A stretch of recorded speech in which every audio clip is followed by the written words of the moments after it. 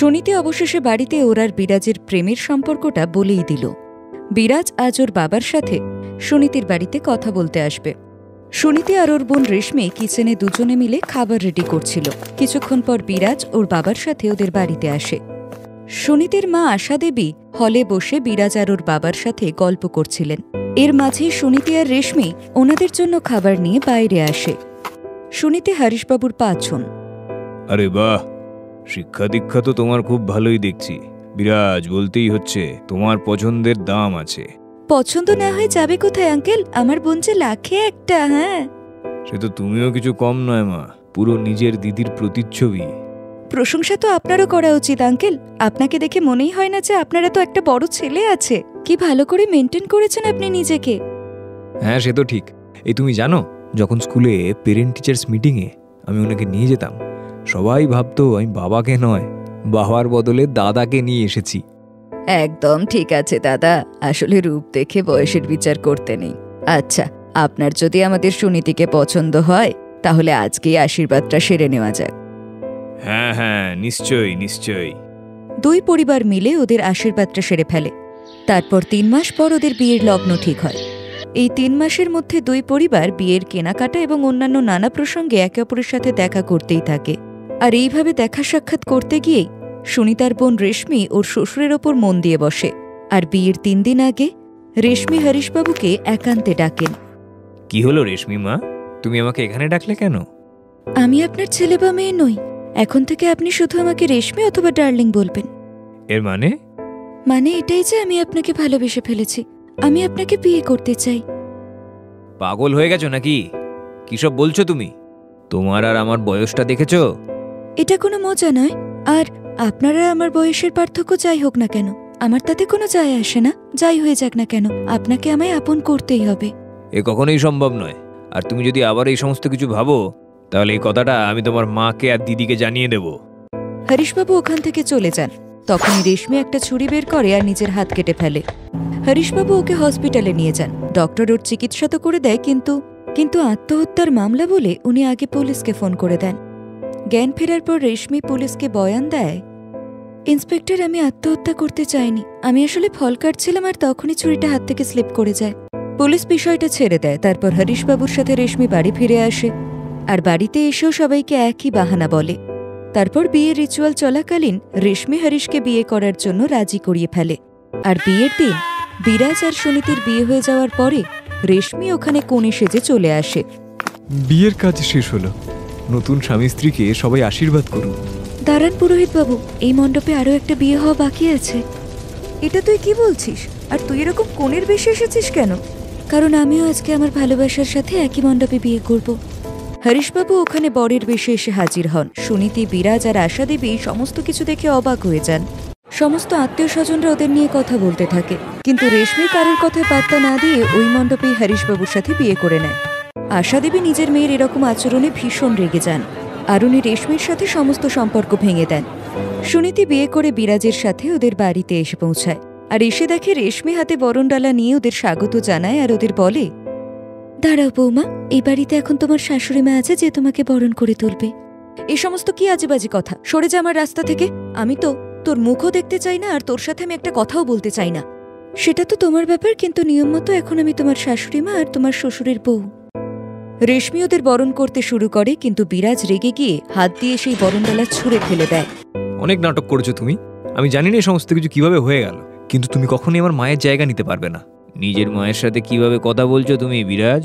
ও এখন থেকে তোমার মা, বুঝতে পেরেছো? আমি একে আমার শাশুড়ি মা হিসেবে মানি না। ওরা দুজন ঘরে চলে যায়, যেখানে গিয়ে সুনীতি খুব কাঁদতে থাকে। পরের দিন সকালে মুখ দেখার জন্য পাশের বাড়ির বউরা আসে। না, এসে গেছে আমার বৌমা। সুনীতি বৌমা, এখানে এসে বসে পড়ো। কেন এখানে তামাশা করছিস? যাচ্ছিস না কেন তুই এখান থেকে? ভদ্রভাবে কথা বল, আমি তোর শাশুড়ি হই। যদি সবার সামনে আমার ইনসাল্ট করিস তাহলে আমাকে আমার শাশুড়ির রূপটা দেখাতে হবে। হরিশ বাবুরও বুড়ো বয়সে কেমন বিয়ে করার স্বাদ জেগেছে একবার দেখো। নিজের বৌমারই ছোট বোনকে পটিয়ে নিল আর নিজের মেয়ের বয়সে একটা মেয়েকে বিয়ে করে নিল। এতে আপনার কি সমস্যা? আপনার মেয়েকে বিয়ে করেছেন নাকি উনি? এখন আসুন তো এখান থেকে। আমাদেরও কোনো শখ নেই এখানে আসার। তাছাড়া মুখ কারি বা দেখবো? এখানে তো দুই শাশুড়ি বৌমা একসাথে বিয়ে করে এসেছে। চলো বোন। ওরা সবাই ওখান থেকে চলে যায়, আর এই সবকিছু দেখে সুনীতি রেশমির ওপর চিৎকার করে রেগে গিয়ে বলে, কি পেলি তুই বল এই সমস্ত কিছু করে? হ্যাঁ, তুই কি সত্যি সত্যি বাবাকে ভালোবাসিস, নাকি কয়েকদিনের মাত্র একটা অ্যাট্রাকশনে তুই ওনাকে বিয়ে করে বসলি? বল। আমি সত্যি ওনাকে ভালোবাসি। তোমার বিয়ের প্রস্তুতি চলাকালীন আমি বুঝতে পারি যে উনি আসলে ঠিক কতটা একা, কিন্তু সবার সামনে ওনার নিজেকে স্ট্রং দেখানোটা আমার ভীষণ ভালো লাগে। আর এখন আমি ওনাকে সারা জীবনের মতো সঙ্গ দিয়ে ওনার এই একাকিত্বটাকে দূর করব। এই সমস্ত কথা হরিশবাবু আর বিরাজ দুজনেই শুনে নেয়। বিরাজ আর সুনীতি নিজেদের ভুল বুঝতে পারে। ওরা দুজন এবার রেশমিকে আপন করে নেয়, আর চারজনই একে অপরের সাথে খুব সুখে সংসার করতে শুরু করে।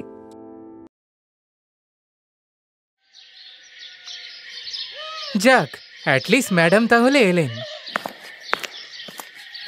সুনীল, সরি, আসলে তুমি তো জানো এই রাস্তাগুলোতে কত ভিড়। তুমি জানো আমি হোস্টেল থেকে 1 ঘন্টা আগে বেরিয়েছি। একে অটো কত দেরি করে পেলাম, তার উপর রাস্তায় এত জাম। কি বলবো, মনে হচ্ছে সারা পৃথিবীর সঙ্গে লড়াই করে তোমার কাছে এসেছি। সে যাই হোক, কেউ কি তোমার সাথে জিততে পারবে কালীমাতা? কি বললে সুনীল তুমি? বাকিদের মতো তুমিও আমাকে নিয়ে মজা করছো? যদি তুমি আমাকে অপছন্দ করো তো? আরে না না, তুমি আমাকে ভুল বুঝো না প্লিজ। আমি তো তোমার মুড ঠিক করার চেষ্টা করছিলাম। থাক সুনীল, আমি সব বুঝেছি। তুমিও বাকিদের মতনই অমন। না সোনালি, এরকম বলো না প্লিজ। আমার সত্যি অনেক বড় ভুল হয়ে গেছে। আমি তো তোমাকে হাসাতে গিয়ে কাঁদিয়ে ফেললাম গো। আমায় ক্ষমা করে দাও। হ্যাঁ হ্যাঁ ঠিক আছে, কিন্তু ভুল করেও আর কখনো কালিমায়ের সঙ্গে পাঙ্গা নিও না, বুঝলে? এই বলে সোনালি জোরে জোরে হাসতে লাগলো। আসলে সুনীল ভেবেছিল যে সোনালি সত্যিই ওর উপর রাগ করেছে, কিন্তু এমনটা তো নয়। আসলে সোনালি খুব হাসি খুশি আর বুদ্ধিমান একটি মেয়ে। সে জানতো যে সুনীল তাকে খুব ভালোবাসে। সোনালির বাড়ি গ্রামে হলেও বাইরে পড়াশোনার জন্য সে গার্লস হোস্টেলে থাকতো, কিন্তু তার গায়ের কালো রঙের জন্য সবাই তাকে অপছন্দ করত। শোনো না, একটা কথা জিজ্ঞাসা করব, সত্যি কথা বলবে কিন্তু? হ্যাঁ বলো না। কলেজে তো শিরা রূপসী কত সুন্দরী আছে, তাহলে তুমি আমাকে কেন পছন্দ করলে? দেখো সোনালি, আমি ছোটবেলায় এই জ্ঞানের কথাটা বুঝতে পেরেছিলাম যে ভগবান আমাকে কোনো কালো মেয়েকে উদ্ধার করার জন্যই এই পৃথিবীতে পাঠিয়েছেন, বুঝলে? সুনীল আবার? আচ্ছা আচ্ছা, সত্যি কথাটা বলছি তাহলে শোনো। এটা সত্যি যে তোমার গায়ের রংটা কালো, আর তুমি কোনো রাজা মহারাজেরও মেয়ে নও যে আমি তোমাকে পয়সার জন্য ভালোবাসবো। তো বুঝেছেন ম্যাডাম, সমস্ত খেলাটা ওই মনের ফ্রিকোয়েন্সির, যা ওই ফর্সা মেয়েগুলোর সাথে মেলেইনি। শুধু মিলেছে তোমার সাথে। তুমি মানো আর না মানো, তোমার মনের যে সৌন্দর্য আমি দেখতে পেয়েছি তার কেউ দেখতে পাবে না, বুঝলে আমার ব্ল্যাক বিউটি? এটাই হলো আসল কথা। সুনীল আর সোনালি একে অপরকে খুব ভালোবাসত।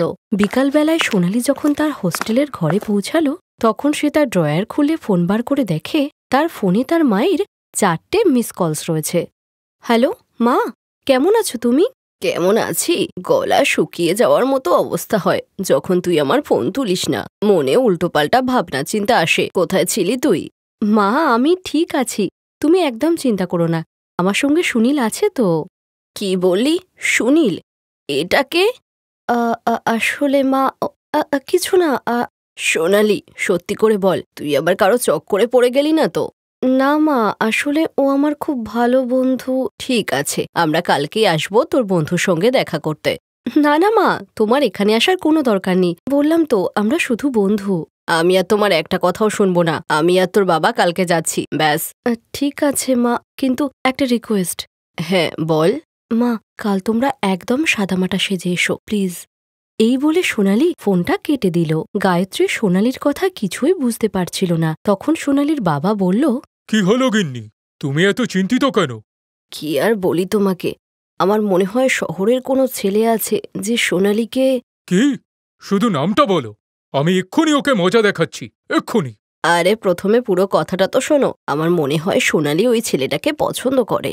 যখন আমি বললাম কালকে আমরা শহরে যাব, তো সোনালি বলল একদম সাদামাটা সেজে যেতে। এটা তো শুধু দুটোই মানে হতে পারে, হয় সোনালি ওর ওই বন্ধুকে আমাদের ব্যাপারে কিছুই বলেনি, আর নয়তো সোনালি আসলে কে সেটা ওর বন্ধুদের অথবা ওই ছেলেটাকে হয়তো বলতে চায় না, তাই আমরা কাল সাধারণ পোশাকেই যাব।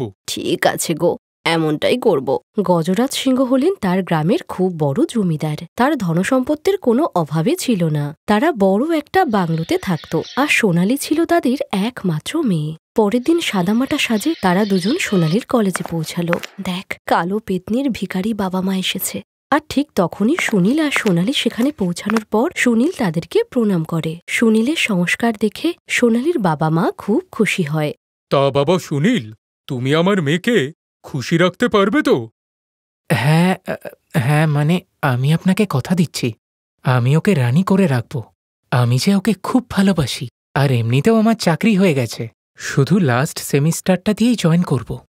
সোনালীর বাবা মা দুজনেই সুনীলকে পছন্দ করে, আর এই সম্বন্ধে রাজি হওয়ার পর দুজনেই গ্রামে ফিরে যায়। আমরা ঠিকই বুঝেছিলাম, সুনীল আমাদের ব্যাপারে কিছুই জানে না। সত্যি সোনালী নিজের জন্য হিরে খুঁজেছে, এমন ছেলে তো আমরাও খুঁজে পেতাম না। সত্যি বলছো তুমি? সত্যি ছেলেটা খাঁটি হিরে। গায়ত্রী আর গজরাজ সিংহ সোনালীর বুদ্ধিমত্তা আর পছন্দের জন্য খুব খুশি ছিল, কিন্তু সুনীলের মা কমলা এই সম্বন্ধে রাজি ছিল না। সুনীল, দেখ বাবা, আমার কথা শোন। কোথায় তুই হীরের মতো সুন্দর, আর কোথায় ওই কালো পেতনি? তুই তো এখন ভালো চাকরিও করিস, আর কোথায় ওইসব ভিখারি? আরে তোর জন্য তো আমি পরীর মতো মেয়ে নিয়ে আসবো, যে সুন্দরী হবে আবার ধনীও। মা, বাবার এই দুনিয়া থেকে চলে যাওয়ার পর আমরাও তো গরিবই ছিলাম। তারপর তুমি আমাকে পরিশ্রম করে লেখাপড়া করালে, আর এই সমাজে যোগ্য করে তুললে। আমি আর সোনালীও খুব পরিশ্রম করব। আর হ্যাঁ মা, আমি সোনালীর মন দেখে ওকে ভালোবেসেছি, ওর ব্যাংক ব্যালেন্স দেখে নয়। সুনীলের জেদের কারণে কমলা চুপ করে গেল, আর সোনালীর বাবা মা মিলে তাদের বিয়ে দিয়ে দেয়। আর নিজেদের নতুন জীবনে তারা দুজন খুব খুশিও ছিল। সুনীল অফিসে যেত আর সোনালী সারা ঘর সামলাতো, কিন্তু তারপরেও সোনালীর গালো কায়ের রং আর দারিদ্রতার জন্য তার শাশুড়ি সবসময় তাকে কথা শোনাতো। এভাবেই কিছু মাস কাটার পর কমলা একদিন হঠাৎ করে সিঁড়ি থেকে পড়ে গিয়ে অজ্ঞান হয়ে যায়, আর সোনালী খুব তাড়াতাড়ি কমলাকে শহরের সবথেকে বড় হাসপাতালে নিয়ে যায়। আর সোনালীর ফোন পাওয়ার পর সুনীলও হাসপাতালে পৌঁছায়। থ্যাংক ইউ সো মাচ সোনালী, তুমি জানো না আজকে তুমি আমার কত বড় উপকার করলে। এ তুমি কি বলছো? উনি তো আমারও মা। কমলা হাসপাতালে যে রুমটায় ছিল সেটা হাসপাতালের সবচেয়ে দামি রুম। এটা দেখে সুনীল একটু ভয় পেয়েছিল ঠিকই, কিন্তু সে সোনালীকে কিছুই বলেনি। আর সে ঘর থেকে বাইরে বেরিয়ে নিজের বসকে ফোন করতে লাগলো অ্যাডভান্স কিছু স্যালারি পাওয়ার আশায়।